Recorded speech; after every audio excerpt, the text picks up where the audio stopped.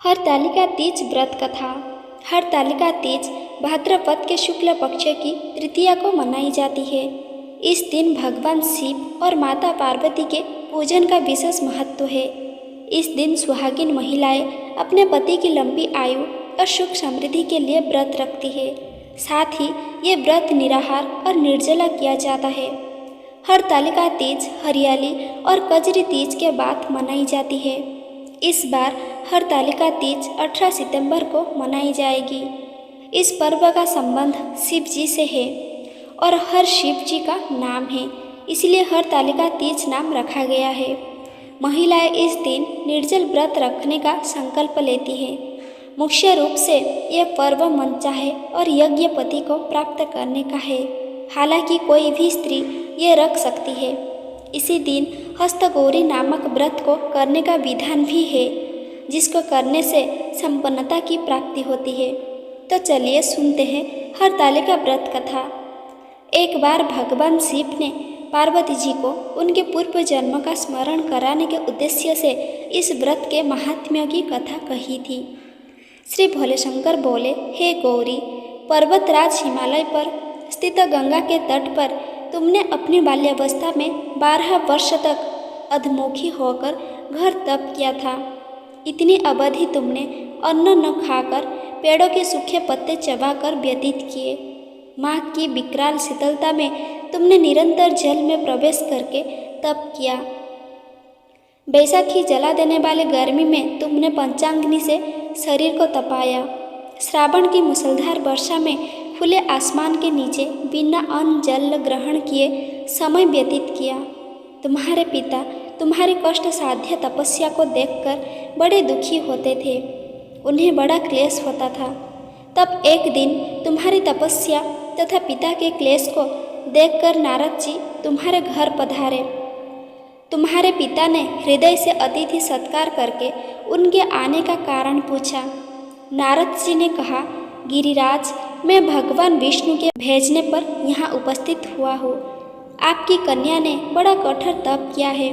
इससे प्रसन्न होकर वे आपकी सुपुत्री से विवाह करना चाहते हैं। इस संदर्भ में आपकी राय जानना चाहता हूँ। नारद जी की बात सुनकर गिरिराज गदगद हो उठे।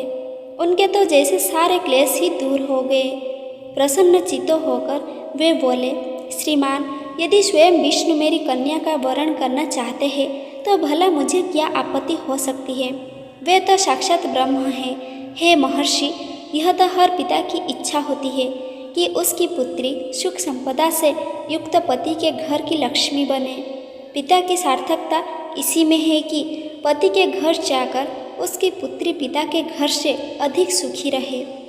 तुम्हारे पिता की स्वीकृति पाकर नारद जी विष्णु के पास गए और उनसे तुम्हारे ब्याह के निश्चित होने का समाचार सुनाया। मगर इस विवाह संबंध की बात जब तुम्हारे कान में पड़ी तो तुम्हारे दुख का ठिकाना न रहा। तुम्हारी एक सखी ने तुम्हारे इस मानसिक दशा को समझ लिया और उसने तुमसे उस क्षिप्तता का कारण जानना चाहा। तब तुमने बताया, मैंने सच्चे हृदय से भगवान शिव शंकर का वरण किया है, किंतु मेरे पिता ने मेरा विवाह विष्णु जी से निश्चित कर दिया। मैं विचित्र धर्म संकट में हूँ। अब क्या करूँ? प्राण छोड़ देने के अतिरिक्त अब कोई भी उपाय शेष नहीं बचा है। तुम्हारी सखी बड़ी ही समझदार और सूझबूझ वाली थी। उसने कहा, सखी, प्राण त्यागने का इसमें कारण ही क्या है? संकट के मौके पर धैर्य से काम लेना चाहिए। नारी के जीवन की सार्थकता इसी में है कि पति रूप में हृदय से जिसे एक बार स्वीकार कर लिया, जीवन पर्याप्त उसी से निर्वाह करे। सच्ची आस्था और एकनिष्ठा के समक्ष तो ईश्वर को भी समर्पण करना पड़ता है। मैं तुम्हें घनघोर जंगल में ले चलती हूँ, जो साधना स्थली भी हो और जहाँ तुम्हारे पिता तुम्हें खोज भी न पाए। वहाँ तुम साधना में लीन हो जाना। मुझे विश्वास है कि ईश्वर अवश्य ही तुम्हारी सहायता करेंगे। तुमने ऐसा ही किया। तुम्हारे पिता तुम्हें घर पर न पाकर बड़े दुखी तथा चिंतित हुए। वे सोचने लगे कि तुम जाने कहाँ चली गई। मैं विष्णु जी से उसका विवाह करने का प्रण कर चुका हूँ। यदि भगवान विष्णु बारात लेकर आ गए और कन्या घर पर न हुई तो बड़ा अपमान होगा। मैं तो कहीं मुंह दिखाने के यज्ञ भी नहीं रहूँगा। यही सब सोचकर गिरिराज ने जोर शोर से तुम्हारी खोज शुरू करवा दी। इधर तुम्हारी खोज होती रही और उधर तुम अपनी सखी के साथ नदी के तट पर एक गुफा में मेरी आराधना में लीन थी। भाद्रपद शुक्ल तृतीया को हस्त नक्षत्र था। उस दिन तुमने रेत के शिवलिंग का निर्माण करके व्रत किया। रात भर मेरी स्तुति के गीत गाकर जागी। तुम्हारे इस कष्ट साध्य तपस्या के प्रभाव से मेरा आसन डलने लगा, मेरी समाधि टूट गई। मैं तुरंत तुम्हारे समक्ष जा पहुंचा और तुम्हारी तपस्या से प्रसन्न होकर तुमसे वर मांगने के लिए कहा।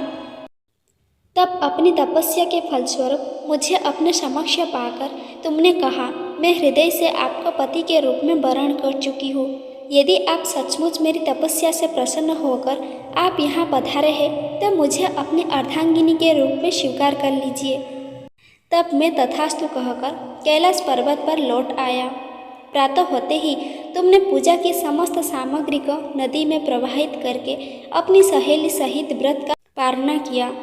उसी समय अपने मित्र बंधु व दरबारियों सहित गिरिराज तुम्हें खोजते खोजते वहां आ पहुँचे और तुम्हारे इस कष्ट साध्य तपस्या का कारण तथा उद्देश्य पूछा।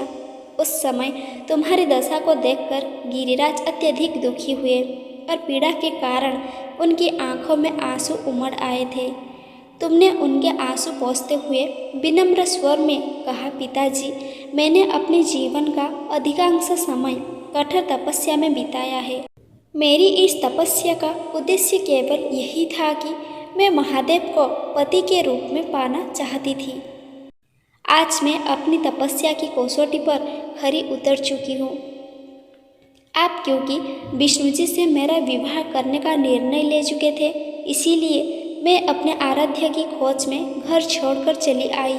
अब मैं आपके साथ इसी शर्त पर घर जाऊंगी कि आप मेरा विवाह विष्णु जी से न करके महादेव जी से करेंगे। गिरिराज मान गए और तुम्हें घर ले गए। कुछ समय के पश्चात शास्त्रोक्त विधि विधान पूर्वक उन्होंने हम दोनों को विवाह सूत्र में बांध दिया। हे पार्वती, भाद्रपद की शुक्ल तृतीया को तुमने मेरी आराधना करके जो व्रत किया था उसी के फलस्वरूप मेरा तुमसे विवाह हो सका। इसका महत्व तो यह है कि मैं इस व्रत को करने वाली कुंवारियों को मनोवांछित फल देता हूँ। इसीलिए सौभाग्य की इच्छा करने वाली प्रत्येक युवती को यह व्रत पूरी एकनिष्ठा तथा आस्था से करना चाहिए।